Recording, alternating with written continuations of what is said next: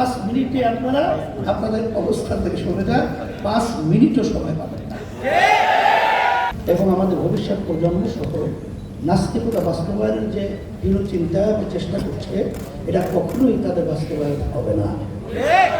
সাথে সাথে আমি বিশেষ করে এই যে নারী নীতি সংস্কার কমিশন, আমার কাছে আশ্চর্য মনে হচ্ছে যে বিগত 53 বছর স্বাধীনতার পরে নাস্তিকেরা এবং বিশেষ করে ইসলাম বিদ্বেষী চক্ররা আমাদের দেশকে অস্থিতিশীল করার যে বিভিন্ন চক্রান্ত বিভিন্ন হয়েছে, আল্লাহ আমাদের কখনো বাস্তবায়ন হয় না। আজকে বর্তমানে অন্তর্বর্তীকালী সরকার তার মাধ্যমে বা তাদের মাধ্যমে এই হীন চিন্তা বাস্তবায়ন করবে। আমার মনে হচ্ছে যেটা ভালো করেই তারা জানে যেটা বাস্তবায়ন সম্ভব না, কখন এটা বাস্তবায়িত বাংলাদেশে হবে না, তারপরেও তারা এই পথ বেছে নিতে গারুক থাকে। আমার মনে হচ্ছে যে আজকে যে আওয়ামী ফ্যাসিস্ট এই রাজ্যে 5ই আগস্ট আল্লাহর মাই গ্রামে একটা কথা আছে, আলু হয়ে যায় ভাত পাক করেও খেয়ে যেতে পারেন না।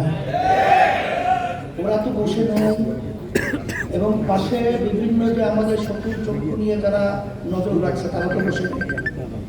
তারা হয়তো বা এই সংস্কার, এই নারী কমিশন, এইটার মাধ্যমে একটা অস্থিতিশীল পরিবেশ তৈরি করে যখন ওলামায়ে কেরাম, দেশপ্রেমী এবং যারা নাকি ধর্ম অবলম্বন তারা যখন এক প্রতিবাদের রাস্তায় নামবে, এই সুযোগে হয়তোবা এই ঘাপটি মারা যারা নাকি এই দেশের শত্রু, ইসলামের শত্রু, মানবতার শত্রু, ওরা বিভিন্ন কায়দার সুযোগ তো তালাশ করতেছে, ওরা হয়তোবা এই সুযোগে রাস্তায় নামার জন্য একটা পদক্ষেপ বা হীনচক্র নকশা তৈরি করতে পারে। এই জন্য অন্তর্বর্তীকালীন সরকারকে আমি বলবো যে এখানে আপনারা যে নারী নীতি সংস্কার যে কমিশন করেছেন এবং তাদের যে প্রস্তাব অনুযায়ী আপনারা খুব খুশি বাহবা দিচ্ছেন, এখানে আপনাদের মনে করতে হবে যে এমনিতেই আপনারা কিন্তু জনগণের ভোটে সরকার কিন্তু নাই, আপনারা কিন্তু দেশ পরিচালনা জনগণের ভোটের মাধ্যমে কিন্তু দেশ পরিচালনা করছেন না। এখানে হাজার হাজার মায়ের কোল খালি হয়েছে, বহু সন্তানদের চক্ষু হারিয়েছে, হাজার হাজার মায়ের সন্তানরা পঙ্গু হয়েছে।